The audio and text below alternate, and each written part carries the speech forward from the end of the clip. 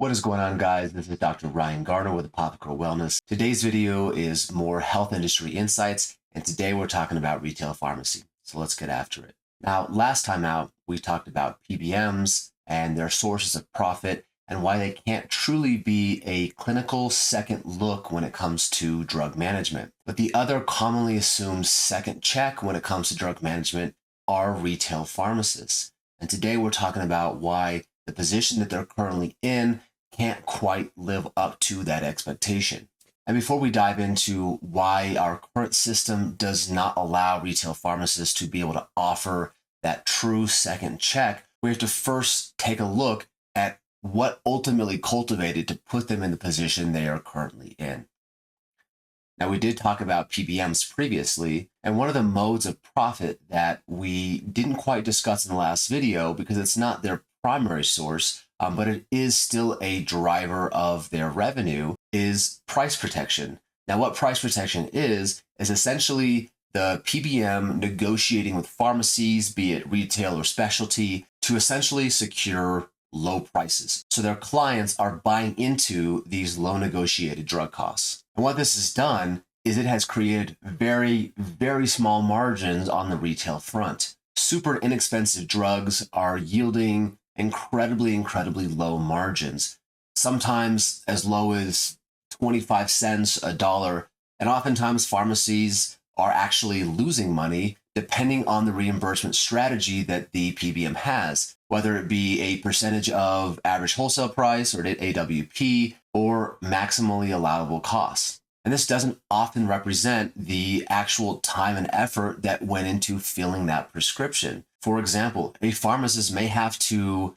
exert a ton of time and energy into coordinating with a pain management doc or a regular provider for a methadone dosing, for example, which can be incredibly intricate. And it could have taken, 15 to 30 minutes of their time where other things are backing up just to solve this problem. But the pharmacy is then only going to be reimbursed a very, very small amount on top of the cost of the drug. They are reimbursed relative to the cost of the drug, not the complexities that are involved with filling the prescription. Now, because of these very low negotiated rates, this price protection that PBMs promise their clients, pharmacies have to fill very, very large quantities of prescriptions to remain profitable. Now, the other side is the retail pharmacy themselves. Large chains such as Walgreens and CVS, they are publicly traded companies, and their goal is to continually grow that share price to satisfy shareholders. So these retail pharmacists are feeling it on both ends. On one side, we have the PBM applying pressure because they are reimbursing such small margins. And on the other side, we have retail chain pharmacies who want to remain as profitable as possible. And they are pushing on these pharmacists to crank out as many prescriptions as possible because of these fine margins. Even more, thanks to COVID and the great effort that was retail pharmacy in getting our country vaccinated, retail pharmacy chains realize the full potential of vaccines and are pushing them harder than ever before with very, very high expectations on top of the almost insurmountable amount of prescriptions that they want these pharmacists filling. Now, retail pharmacists are the most accessible healthcare provider in this country. If you want to talk to anyone else, it either requires an appointment or it's going to be a really long time till someone gets back to you. But with retail pharmacists, you could simply walk into your nearest Walgreens or grocery store, walk up to the counter, and have access to them. And I'm sure it would be very, very difficult to track interventions and outcomes from what retail pharmacists have done, but I'm incredibly sure that they have mitigated excessive healthcare use because of the advice that they've been able to offer. So this abundant pressure that we've now put on retail pharmacists, what does it result in? It results in pharmacists doing just what they have to make sure that the drugs that are getting to patients are going to be safe and essentially nothing more. When a prescription comes in, pharmacists really are ensuring that the information that is typed to the prescription is accurate.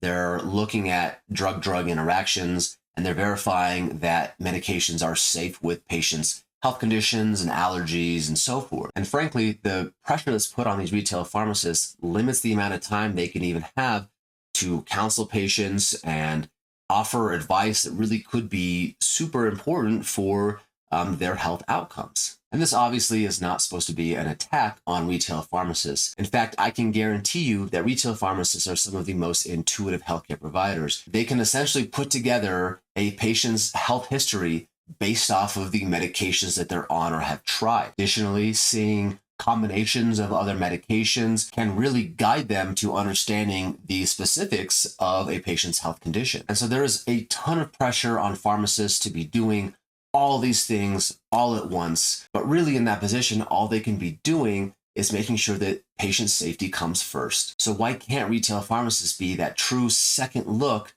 that we need when it comes to clinical drug management for patients? For starters, they're not going to have all the data.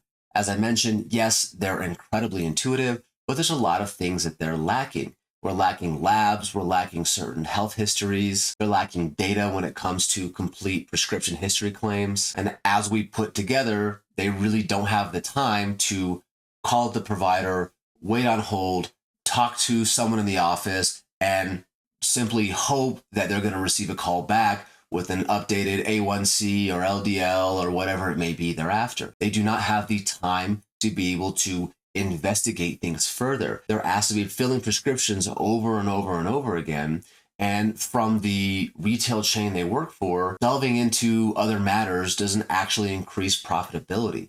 Even though it could improve outcomes, that retail chain is trying to just make as much money as possible. And they do that on the small margins with every little prescription that comes through, with the emphasis on vaccines as well. So time becomes a real constraint when it comes to improving outcomes for these patients. Even though these pharmacists are fully capable, they don't have the time to comb through study after study over so much data to really narrow down what the most optimal regimen is going to be for this patient. And the last thing is that these retail pharmacists have no obligation to the health plans that their pharmacy is contracted with. It's not their obligation to ensure that that plan is spending as little as possible to achieve the outcome that we want. Of course, if there was an antibiotic that was written for a particular indication and they know that that antibiotic does not cover the most prevalent bacteria, they're going to investigate and make sure that they've done a culture and that we're on the right track. But frankly, when it comes to utilizing GLP-1s and all these other expensive drugs, the pharmacist is trusting that the provider is doing what is optimal for that patient, and they can only ensure that the patient has access to the medication and it's going to be safe. And I can assure you that the last thing on that pharmacist's mind is, oh gosh, I feel so bad for that plan having to shell out $1,000 for that Mounjaro, when in reality, they're just thinking about, can I even keep up with the workflow today with so many phone calls and patient consultations and vaccines? And this is frankly all before we throw in other factors like discount cards such as GoodRx or Single Care, and the way they are piggybacking on other PBM negotiations and these subsequent fees that these discount cards or PBMs end up charging pharmacies. Now, we have seen some evolution as far as the arrangements when it comes to retail pharmacy reimbursement. We have situations like Mark Cuban's Cost Plus Pharmacy, where patients are paying the cost of a drug in addition to a percentage fee on top. Now, what's great about this is that it kind of mimics a lot of the pass-through arrangements that PBMs have, where there is a cost of a drug that PBM has negotiated, they pay the pharmacy, and then turn around and request that exact amount from their client with an additional fee on top. And this is great because it ensures the pharmacy will not lose money on any claims, which happens commonly, particularly with GLP-1s. But the problem is we're not so sure how quick PBMs are going to be to adopt this kind of structure. Right now, the Cost Plus program is predominantly for patients who have lower cost generics that they can get through the mail, as opposed to higher cost brand name drugs that are in the $500 plus per month range. Now, I have heard that CVS Caremark may try to integrate this to a degree as a trial to see if this is both beneficial for the pharmacy and the PBM. But unfortunately, healthcare is relatively slow to change and adopt new things.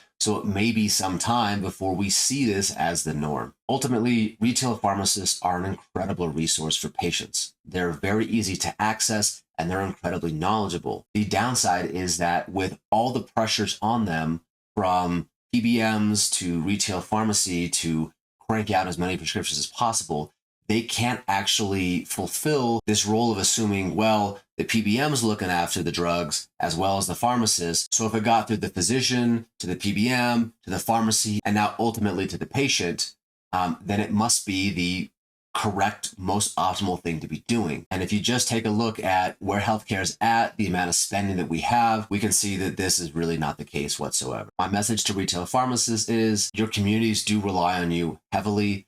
And I know that it is incredibly difficult task, especially now as independent pharmacies are closing daily. I think that the most recent statistic I heard was that a pharmacy closes daily in this country.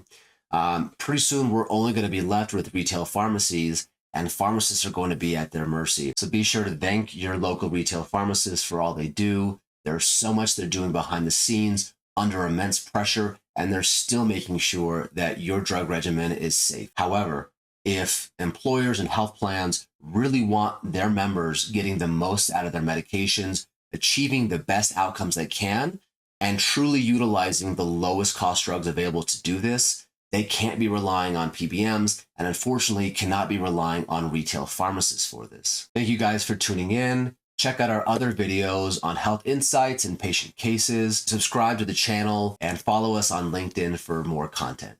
Take care.